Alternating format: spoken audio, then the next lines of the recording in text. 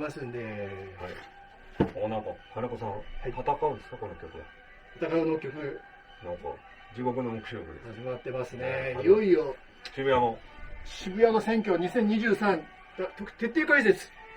渋谷区長、今回かなり区長選挙もしかしたら盛り上がるかもしれないという。はい。現職の長谷部健さん、今回3期目を目指す、8年の任期を終えて、この先3期目で、長谷部区長ですね、3期目を目指そうというところに、この何か不吉な予感漂う。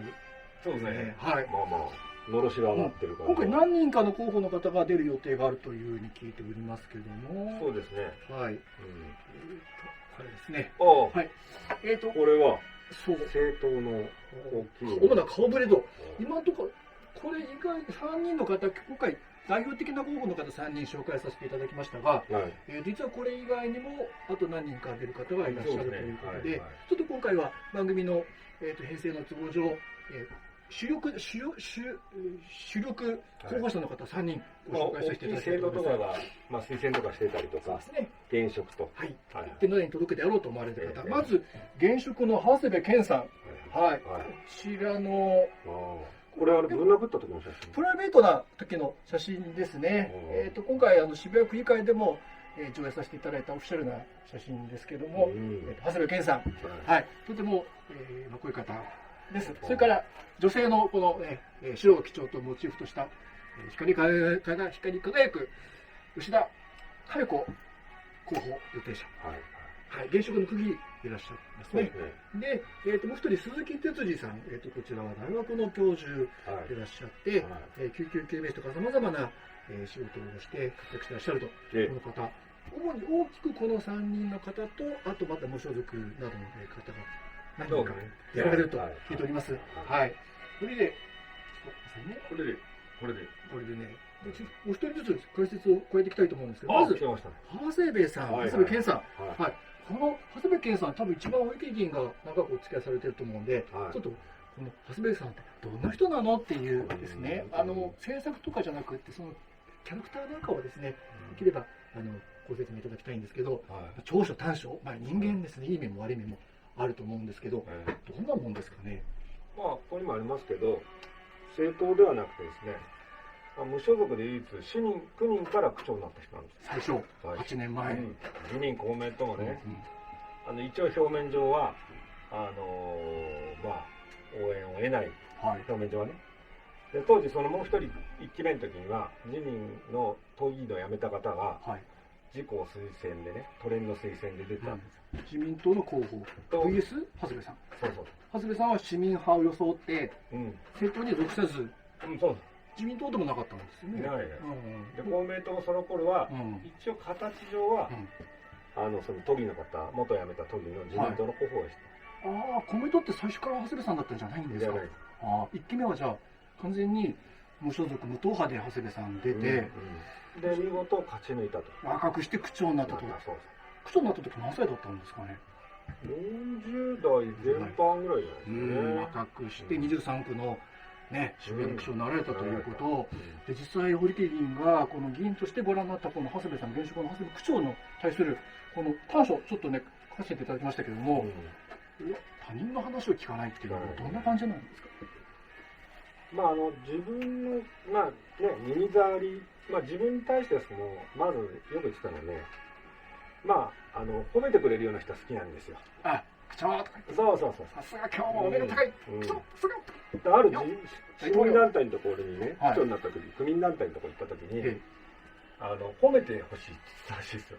褒めてほしい僕、よくやったんじゃないねっていう。それを言ってくれなかったら、ちょっと拗ねちゃったらしい。でも私、区議会でね、本会議で長谷部さんに結構褒めてあげたんですよ。長谷部さん、アイデアマンだし、あなた行動力もあって、次から次と新しいこと思いついて、あなた偉いねって言ったらめっちゃ嫌な顔してましたよ。そうですよ。それは金子さんがその前に一人質問するから。いや、めっちゃ褒めたの。私は応援団なんだよってね。あなたは別に嫌いなわけでもないと。めっちゃ褒めたけど、全然聞いてなかったね。聞いてないですね。聞かないんですよ、話。ダメなの。あと、平等でないってどういう意味なんですかね。例えばもう議事録なんか見てもらったら分かりますけど、ね、与党系の議員とか自分のことをこう、ね、仲いい議員だと、その議員の地域だけは何かやってあげるって平気で言って、例えばじゃあ他の地域はってみんな言うじゃないですか。やらないってわけです。やらないんだ。とか逆に言うと、まあ、自分のね、応援してくれた笑顔の会、ね、自分たちをこう区長にしてくれた、そこのやつは検討しますとか、やりますとか、露骨にどんどん。だってその、自民党とか公明党の議員の質問に対してはニッコニコね、求められた提案とかを次々前向きに検討して進めますっていうのに、共産党とか僕らの対する質問の時はもう鬼の形相でただ原稿を早くしてベラベラ読み上げても 1秒でも早く終わりたいみたいなね感じで全然答えいけないもんね。そういう声は平等でないっていうのは、自分の好きな人、自分の仲間に対しては熱心によく耳は暖房しますけど、まああんまり自分にね意見するような人には、意見議論を交わすのが議会なんですけど、ダメだと。もう全然聞かない。全然聞かない。じゃあ次のですね、私ねスマホでやってると、次純不動なんですけど、次吉田佳代子さんね、現職の区議。吉田佳代子さんは区議何期やってらっしゃるんですか？4期目ですね。4期目。じゃあ今回、区議から区長の方に、立候補されると。そうですね。この吉田さんの、政策とかなんかこのキャラクター長所ね、誰の話でも聞いてくれる、前向きマインドっていう。前向きマインドですよ。ね、この写真のポスターの通り、ね、気さくな方ですよね。私もね、実は私、民主党ってあんまりちょっとドラマがあってね、民主党ってどうもなんかちょっと苦手なんですけど、吉田さんだけはね、民主党だけでいいかなっていう感じがよくします。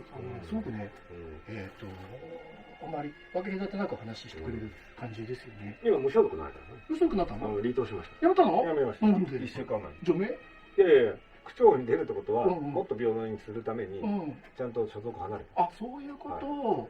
その方がね。で、無所属になって記者会見してました。あ、そうですか。そうなんじゃあ会派割れるんですか？いや、一応だから会派はほら無所属入れても会派になれるんで。そうなの？こっち来ればいいのに。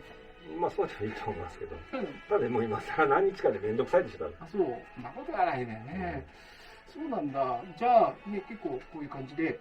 で、吉田さんはずっと渋谷なんですかね。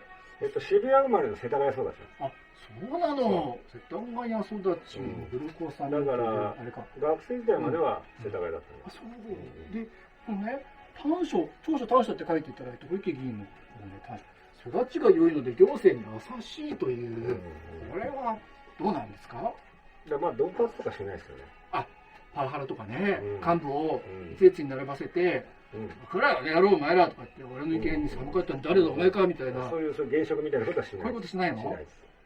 で、ね、歯向かったやつ一人一人、この場に名乗り出たら、無視しないぞみたいなね、名乗り出たら一つで絶対されるっていう、そういうことはしなそうですね。育ちがいいかどうか。だから今でも行政の方たちとはいい距離感でやってるんじゃないですか。そう。でもほら、渋谷区役所って結構職員も腐ってましてね、やっぱり長年の悪い飲酒伝習があって、何でも隠しちゃうとかね、行政に厳しくいけなきゃならない部分ってあると思うんだけど、大丈夫ですか、そういうところって。まあだからそこはあれじゃないですか。多分私は吉田さん区長になったら、むしろいいブレーンをつけるんじゃないですかね。ブレーンね。ブレーン大事。多分ね、自分の上司を連れてきて副区長とかしないと思います。自分の上司、副区長ね、副報道のね、連れてきて、自分の副報道の言いなりのね、政策みたいなのは吉田さんしないと思います。多分民間からとか連れてくるんじゃないですか。そういうずるいことしなそう。これ実は私の家に入ってた吉田さんのこのチラシなんですけど、これまじまじと読ませていただいたんですけどね、いいこと書いてあるの、これ。先生、ご覧になりました？私たちの会派でも言ってることも結構あるじゃないですか。そう。これね、現区政の問題点、後で載せますけど、この渋谷区がお友達の会社、渋谷未来デザインというパーシャルホールで作って、ここを経由してお金をね、湯水のごとく使って組の税金をねばらまいてるってことね。これも金子さんともね何回も質問しましたけど、でも長谷部さんこれ実態も明かさなかったですよね。明かさなかった。で値段これいくら決済情報とか聞いてもね、なんか答える必要ない。秘密、全然秘密。あとねこのね渋谷未来コアロプロジェクトとかね、さまざまなこの長谷部区長がこの8年間やってきた税金の無駄遣い悪事をね、これでもかとばかりにこのちっちゃなパンフレットに書いてあるんですけど、先生これね、僕見て思ったんだけど、なんでここまであなたたち分かってるのに僕らと一緒にやらなかったのっていう。ああ、それはやっぱり会派だからですよね。だってもう今無所属だから。あ、やりたかったんだ本当は。僕らと一緒にやればよかったのに。そこはやっぱりね、僕らの言ってること全部 100% 書いてありますよね。まあ無所属になられて、区長になられたらあれじゃないですか、手厳しくこの辺はあれじゃないですか、全部調査するんじゃないですか。ね、こうやってほら民間企業に任せてやってもらうのはいいと思うんだけども、こんな役所がお抱えの第三セクターにやらせて、好き放題自分の友達もお金ばらまくのダメですよみたいなこと書いてあるんだけどね。あと子育て世代の負担を減らしましょうとかね。そうですよ、我々の会話と学校給食無償化。そう。それからほら高校生までのね、教育負担軽減。そう子供たちに、ね、私立に通うこと、これもそうじゃないですか。子供支援、このようなおむつ助成、第一子の保育料無償化。子育て世代って一番今必要な求められている世代、それからねお年寄りの高齢者の方の福祉についても、高齢者の方のね検診料、もうねすごい、それからシルバーバスの男性ね、ショートステイサービス。すごい。これ多分皆さんの渋谷区民の皆さんのとこにもポスター入ってると思うんですけど、私これよくできてると思ったんで、これ令和渋谷のパンフレットじゃないかと思ってぐらいなんでね。みんな大体うちとか共産党さんとか、まあ理系さんも言ってたけど、ことごとく長谷部さんがノート突きつけるんですね。ね、でもやらねえよって言ってる。これね、ここまで書いたんだったら議員としてやってほしかったと思うんだけど、議員ってこういうこと全くしてなかったじゃないですか。やっぱり会派だからですよね。ということは立憲民主党って看板背負ってたからできなかったけど、無所属になったんで自分の思いをそのまま書いてみたと。でも先生これね、私ね、ちょっといいですか。立憲民主党の新聞なんですよこれって。あら今の話もね、立憲民主党の会派だったからできなかったけど、無所属ができるって言うけど、ここに立憲民主って書いてあるんで、大丈夫かなっていうね、私一抹の不安というのはほら。民主党が国会でね、与党になって政権取った時もいいことばっかり言ったけど、実際政権取ってみたら全く正反対だったってあったじゃないですか。私どうも民主党富山があってね、でね、もう一人ご紹介したい。この鈴木哲司さん、急遽ね、彗星のごとく現れた鈴木哲司さん。まさに彗星です。はい。ね、突然、この当初は長谷部さんと吉田さんの一騎打ちだと思ってたのが、突然現れたこの鈴木哲司さんね、応援になったということで、私ちょっと認識ないんですけども、はい。大学の先生で教鞭も取ってらっしゃって、救急救命士をしてたり、あるいは神職としていろんな、神社で、ね、神主さん、根木さんを務めてるとかいう、マルチな多彩な方がこんな素晴らしい方がいらっしゃったという、素晴らしい、ちょっと主観が入ってますけど、当初どうですか、この誠実、人柄が良いっていう。はい、あった印象はこんな感じです。もう本当に人柄はいいです。素晴らしくまっすぐな方。まっすぐ。なんかスポーツやってらっしゃる方なんですか？まあでも救命士やってる方だ。でもね、スポーツマンっぽいですよ、会うと。なんか似てないこの二人、ほら。皆さん、このね、堀切議員と、鈴木さんなんか。もうこんな頭も私ないですからね。ただね、一つ心配なのは、誠実人柄で嫌味ないんですよ。素晴らしくて、感覚者。だからね、まあ、一回しかご挨拶して大将わかんないです。もう一つはね、ぶら下がってる富士山たちが、またこれが足並み揃ってないんですよ。ぶら下がってる国ってのは、鈴木さんっていうのはなんか自民党の渋谷の公認、学生の推薦、渋谷の推薦。都連の推薦じゃないです。都連じゃないんだ。区連の推薦。区連っていうのはあれでしょ、渋谷区連合会だから、渋谷区の自民党の支部がなんか何十個かあって、それの連合会ということで、そこで期間決定が取れて、推薦もらったということなんですね。ぶら下がってる議員さんって何人？ダメ。ぶら下がってる議員さんってどなたがこの自民党の議員って9人いるでしょ？9人中半分以下だって聞いてますよ。半分以下。これはだってこっちサイドから聞いてました。でもほら丸山さんとかも長谷部さんについていくっていう党宣言結構前からされてるんで、丸山さんは長谷部さんの仲間なのかなと思ってたんですけど、普通の自民党がね、今回鈴木さんを推薦するということで、これね、パンフレットをいただいてきたんですよ、このね。はい。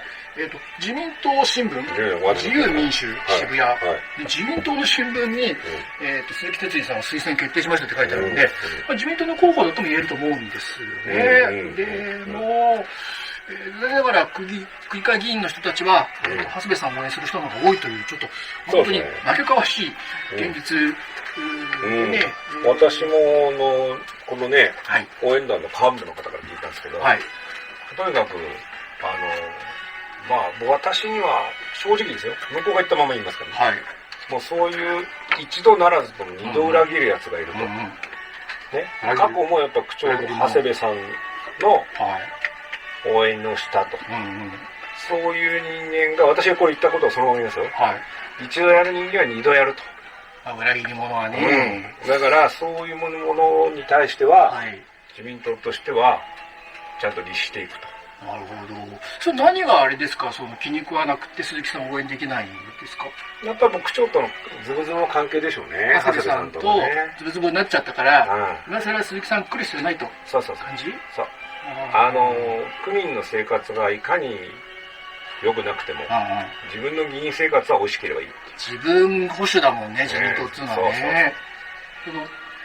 国民のためとか、区民のためとか、ね、じゃなくて、自分のため、自分の議員バッジのためっていう人結構多いですからね。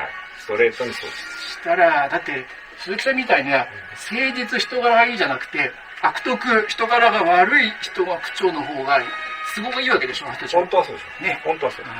でね、もう一つ言ってたのが、これはまあその幹部の方がね、私にもうストレートにしたのが、今渋谷の自民党っていうのは、もうとにかく国会議員もいない、都議も出せなかった、ね、そうすると自民党がもし取るとしたらもうここを取らないと、区長ね、区長を取らないと何にもないんだと。一番要は議員の中でトップが奇数が多い議員っていうのだけで、それ以上のもう関係を持つものがないと。でもほら、ここで取れば次都議選がね、また見えてくるっていう。そう、だからどうしても区長を取りたいんです。取りたいね。ただ、足元にいる人間がぶらついてると。ぶらついてるっていうか、あまりね、まとまらないと。そう。いや、実はですね、私、今日4月の7日金曜日なんですけど、ちょうど、家から市役所じゃないや、区役所まで来る途中に、代々木八幡の代々木公園の駅の事務所あって、空いてたんで、ちょっと、覗いてきたんですよね。でね、気がついたことがありまして、選挙事務所オープンになってる、まあ、選挙事務所っていうか選挙準備事務所ですかね、オープンになってるんですけど、種まきがまるでないんですよ。はい。普通ね、自民党の候補の国会議員とかね、事務所だったら、そう、内閣総理大臣ね、菅義偉とか、違うか、誰だっけ、今、岸田なんとかとかね、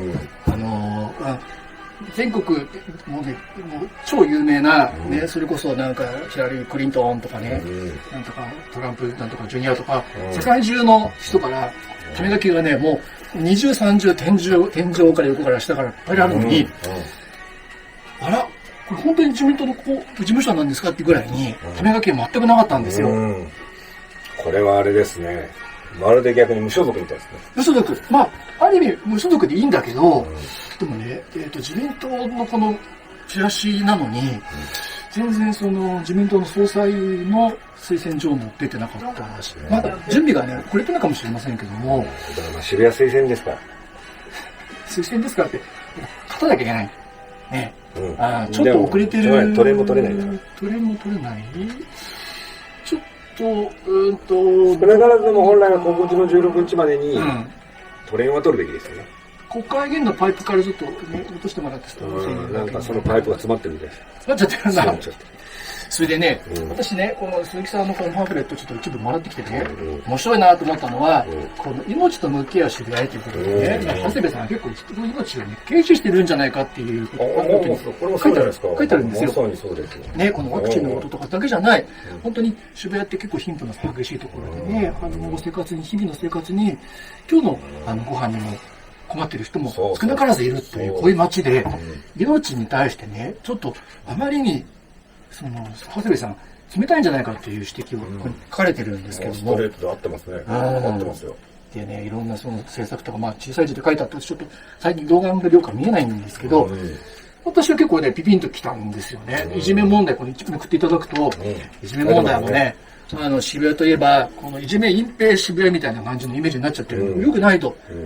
教育長がこういう人だからこそ、ダメなんどういうかしなきゃならんっていう話とかね、様々な書いてあって、まあちょっと短所残念ながらね、私も売り切り今あまり接点がないんで、ちょっとどんな短所があるのか、誠に申し訳なく解説できないんですけども、まあとても、誠実な人だと。ちょっと素晴らしい誠実。あんまり党派を超えて支援を求めているという話でございました。それで、このね、情勢分析ということなんですけど、私これね、この過去12年間の、渋谷区長選挙の当選ラインをですね、分析してみました。2019年はこの長谷部さんと共産党の大井和夫さんと一騎打ちで5万5千票、長谷部さんに取られて、当選年5万5千なんですけども、これ2015年ですね。電話機一気にね。電話機だぞ。マウトリーヤ。1期目の時、この時に2万5千票で長谷部さん当選してるんですよ。この時どんな感じだったんですか？ほぼね、僅差なんですよ。ここが若干しかみんな変わらなかった。当時、だから我々、まあ、野党系というか市民系が推した区長候補と、その長谷部さんと、それからもう一人その、木戸と都議の方。で、ほぼね、票差が微妙にしか、もう1000票ずつぐらいしか違わない。ああ、じゃあ三つどもえみたいな。そうそうそう。だから、もう合わせて7万5千ぐらい。なるほど。3人でね。だから今回の、この次のやつは、逆に大井さんっていう、共産党の候補しか出ないから、1万5千。で、これはまあ、合わせてやっぱり7万ぐらいじゃないですか。やっぱり渋谷7万ぐらい、7万か7万5千ぐらいは、区長選挙に投票する方いらっしゃるってことですね。ああ、これ事業者ね、日登録情報がね。誰これ検索。ちょっとすいません。私の携帯でやってるもんですからね。自由自動車。すいませんね。インストール、横浜銀行。横浜銀行。浜銀アプリはどこ行った？ちょっと待って。ジャストモーメント、プリーズ。どこだ？これ。当選ない。消えちゃったじゃないか。全く変な電話が来たおかげで。よし。で、2011年ってこの、今から12年前は、この時に。まあ、自公推薦のね、桑原さんがやって、その時もやっぱり結構、混戦模様だったんですか？そうでもない。そうでもない。でもいろいろ出たから2万7千ぐらいのボーダーになったんですよ。ボーダーになった。でも、それだって数人、野党系も出ましたけど、まあそんなでもないですね。ということはね、今回、大手有力候補だけでも3人出て、そういった諸派も何人か出るってことなんで、想定される当選ラインってやっぱりじゃあ2万5、6千ぐらいという考えてよろしいんでしょうか？まあそうでしょうけど、本来は、やっぱ3万5千ぐらい取れれば、一番ベストなんですか。でも7万人しか投票いかないうちに、なかなか半分取るって今回ほら、大変だと思いますよ。だから大変、もちろん大変。だから7万5千のうちに3万5千取って半分だから。取りたいんだ。半分取れたら、それはすごいですよね。だけど逆にそれが3分の1だったらもう、ただ5、6人出るから、非常にその保守系の方がきついんじゃないですか。保守系っていうのは鈴木さんがきついかもしれない。鈴木さんもきついし、長谷部さんもきついんじゃないですか。長谷部さんって保守系なんですか、あれ。基本的には自由よりガチガチの保守ですよね。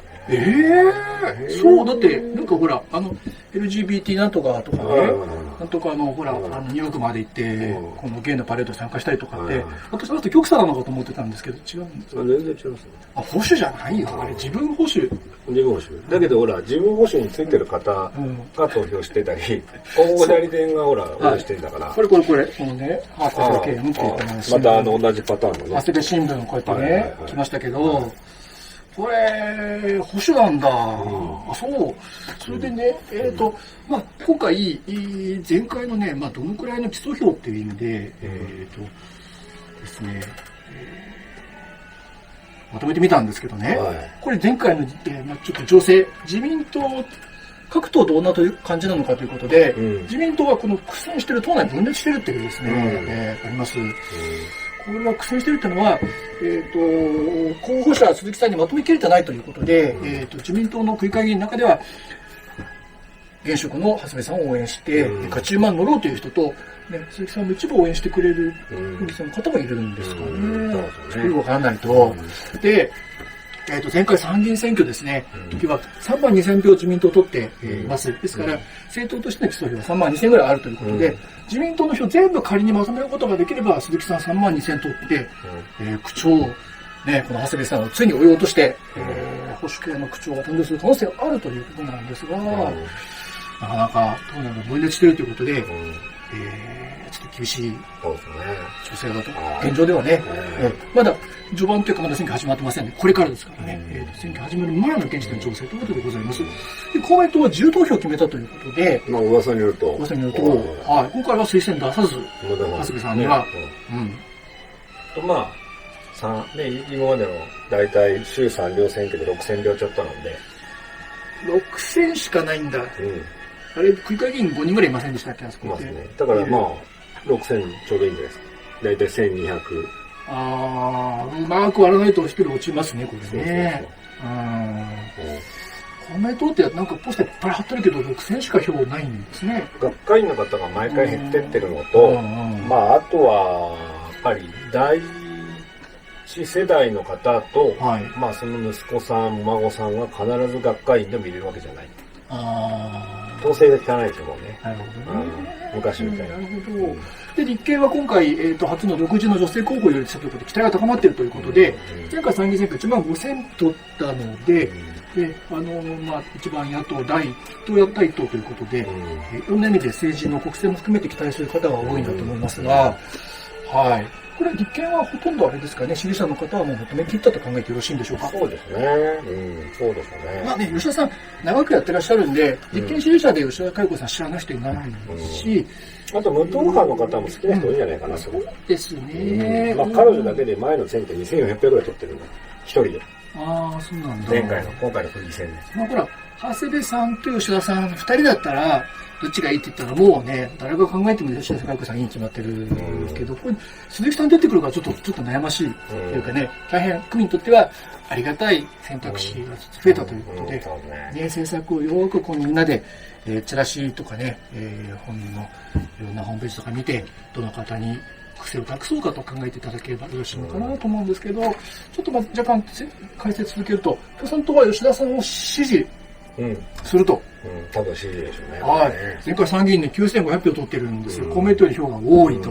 結構な票を持ってるんで、共産党の持ち票9500と立憲の持ち票1万5000、2万5000ぐらいあるんで、立憲と共産党組織票をまとめきれば、これも吉田佳代子さん、当選の目が十分にあり得るということですね。